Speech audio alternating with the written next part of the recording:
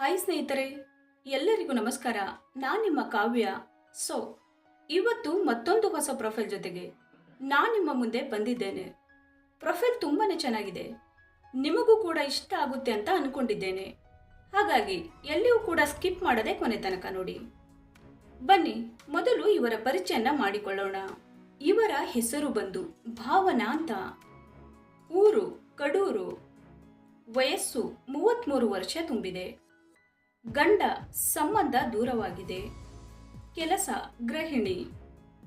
ಸಮಸ್ಯೆ ನಂಬಿದ ಗೆಳೆಯನೇ ಮೋಸ ಮಾಡಿದ್ದಾನೆ. ಎತ್ತರ ಬಂದು 5.2 ಅಡಿ ಎತ್ತರ. ತೂಕ 63 ಕೆಜಿ. ಮೈ ಬಣ್ಣ ಬಿಳಿ ಬಣ್ಣ. ಆಸೆ ಹೊಸ ಬದುಕು ಶುರುವಾಗಬೇಕು. ಸ್ನೇಹಿತರೆ, ಭಾವನಾ ಅವರು ಅವರಿಗೆ ಸಂಬಂಧಿಸಿದ ಬಯೋಡೇಟಾವನ್ನು ಶೇರ್ ಮಾಡಿಕೊಂಡಿದ್ದಾರೆ.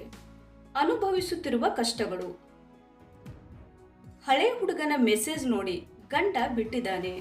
ಹಳೆ ಹುಡುಗನ ಹತ್ತಿರ ಹೋದರೆ ಕೈ ಕೊಟ್ಟು ಓಡಿ ಹೋಗಿದ್ದಾನೆ. ತವರ ಮನೆಯಲ್ಲಿ ಮರ್ಯಾದೆ ಕೂಡ ಇಲ್ಲ. ಕಷ್ಟ ಹೇಳಿಕೊಳ್ಳಲು ಸಂಬಂಧಿಕರು ಕೂಡ ಮಾತಾಡ್ತಾ ಇಲ್ಲ. ಕೆಲಸ ಮಾಡೋಣ ಅಂದರೆ ವಿದ್ಯಾ ಅರ್ಹತೆ ಇಲ್ಲ. ಯಾರ ಹತ್ತಿರ ಸಹಾಯ ಕೇಳಬೇಕು ಅನ್ನುವುದೇ ಗೊತ್ತಾಗ್ತಾ ಇಲ್ಲ. ಬದುಕು ಹೀಗೆಲ್ಲ ಆಟ ಆಡುತ್ತೆ ಅನ್ನುವುದೇ ಗೊತ್ತಾಗಿಲ್ಲ. ಕಷ್ಟದ ಸಮಯದಲ್ಲಿ ಯಾವ ಸ್ನೇಹಿತರು ಕೂಡ ಮಾತಾಡ್ತಾ ಇಲ್ಲ. ನಿಮ್ಮಲ್ಲಿ ಯಾರಾದರೂ ಸ್ನೇಹಿತರಾಗ್ತೀನಿ ಅಂದರೆ ಕರೆ ಮಾಡಿ ತಿಳಿಸಿ. ಸ್ನೇಹಿತರೆ, ಭಾವನಾ ಅವರು ಈಗಿನ ಪರಿಸ್ಥಿತಿಯಲ್ಲಿ ಅನುಭವಿಸುತ್ತಿರುವ ಕಷ್ಟಗಳನ್ನ ಮನಸ್ಸು ಬಿಚ್ಚಿ ಶೇರ್ ಮಾಡಿಕೊಂಡಿದ್ದಾರೆ. ಗೆಳೆಯ ಹೀಗಿದ್ದರೆ ಸಾಕು, ಮೋಸ ಮಾಡುವ ಭಾವನೆ ಇರಬಾರದು. ಮಾತು ಕೊಟ್ಟ ಮೇಲೆ ಕಡೆಯ ತನಕ ನಡೆಸಿಕೊಂಡು ಹೋಗಬೇಕು. ಕಷ್ಟ ಸುಖಕ್ಕೆ ಭಾಗಿಯಾಗಬೇಕು. ನೊಂದ ಮನಸ್ಸಿಗೆ ಸಾಂತ್ವನ ಹೇಳುವ ಮನೋಭಾವ ಇರಲಿ. ಹೆಣ್ಣಿನ ಬಗ್ಗೆ ಅಪಾರ ಪ್ರೀತಿ ಗೌರವ ಇರಲಿ. ಸಮಯ ಹೇಗೆ ಇರಲಿ, ಸಹಾಯ ಹಸ್ತ ನೀಡಬೇಕು. ನನ್ನ ವಯಸ್ಸಿನವರಿಗೆ ಮೊದಲ ಆದ್ಯತೆ ಕೊಡ್ತೀನಿ. ನಿಮ್ಮ ಸ್ವಭಾವ ಒಳ್ಳೆಯದಾಗಿದ್ದರೆ ಮದುವೆನೂ ಆಗ್ತೀನಿ. ನಿಮ್ಮಲ್ಲಿ ಯಾರಾದರೂ ಇದ್ದರೆ ಕಮೆಂಟ್ ಮಾಡಿ ತಿಳಿಸಿ. ಮೂಗ ಸಿಲ್ಕ್ ಸಾರಿ. ಬ್ರಹ್ಮಪುತ್ರ ಕಣಿವೆಯಲ್ಲಿ ಆಸಾಂ ರೇಷ್ಮೆಯ ಲಾರ್ವಗಳು ಆರೋಮ್ಯಾಟಿಕ್ ಸೋ ಮತ್ತು ಸುವಾಲು ಎಲೆಗಳನ್ನು ತಿನ್ನುತ್ತವೆ.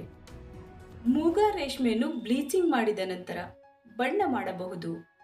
ಈ ರೇಷ್ಮೆಯ ಪ್ರತಿ ತೊಳೆದ ನಂತರ ಅದರ ಹೊಳಪು ಹೆಚ್ಚಾಗುವುದರೊಂದಿಗೆ ಕೈಯಿಂದ ತೊಳೆಯಬಹುದು.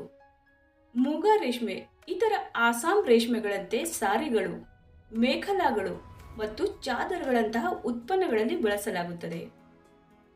ಆಸಾಂನಲ್ಲಿ ರೇಷ್ಮೆ ಕೃಷಿಯು ನಿಖರವಾದ ಮೂಲದ ಸಮಯವಿಲ್ಲದ ಪ್ರಾಚೀನ ಉದ್ಯಮವಾಗಿದೆ. ಆಸಾಂ ಪ್ರಾಚೀನ ಕಾಲದಿಂದಲೂ ಉತ್ತಮ ಗುಣಮಟ್ಟದ ರೇಷ್ಮೆ ಉತ್ಪಾದನೆಗೆ ಹೆಸರುವಾಸಿಯಾಗಿದೆ. ನೇಯ್ಗೆಯ ಕರಕುಶಲತೆಯು ರೇಷ್ಮೆ ಉತ್ಪಾದನೆಯೊಂದಿಗೆ ಹೋಗುತ್ತದೆ. ಇದು ಆಸಾಂನಲ್ಲಿ ಎಷ್ಟು ಅತ್ಯಾಧುನಿಕತೆಗೆ ಬೆಳೆಯಿತು ಎಂದರೆ ಅದು ಭಾರತಾದ್ಯಂತ ಮತ್ತು ವಿದೇಶಗಳಲ್ಲಿ ತಿಳಿದಿದೆ. ಆಸಾಂ ರೇಷ್ಮೆಯ ಮೊದಲ ಉಲ್ಲೇಖವು ಬಹುಶಃ ವಾಲ್ಮೀಕಿಯ ರಾಮಾಯಣದಲ್ಲಿದೆ. ಸೊ ನೋಡಿದ್ರಲ್ಲ ಸ್ನೇಹಿತರೆ, ಇವರಿಗೆ ಸಂಬಂಧಿಸಿದ ಸಂಪೂರ್ಣ ಮಾಹಿತಿಯನ್ನ ಕೊಟ್ಟಿದ್ದೀವಿ. ನಿಮಗೆ ಇಷ್ಟ ಆದಲ್ಲಿ ಒಂದು ಲೈಕ್ ಮಾಡಿ. ಹಾಗೆ ಯಾರಾದರೂ ನಮ್ಮ ಚಾನೆಲ್ಗೆ ಹೊಸದಾಗಿ ಬಂದವರಿದ್ರೆ ನಮ್ಮ ಚಾನೆಲ್ಗೆ ಜಾಯಿನ್ ಆಗುವುದರಿಂದ ಅವರ ಕಾಂಟ್ಯಾಕ್ಟ್ ನಂಬರ್ ಸಿಗುತ್ತೆ. ನೇರವಾಗಿ ಮಾತಾಡಬಹುದು. ಧನ್ಯವಾದಗಳು.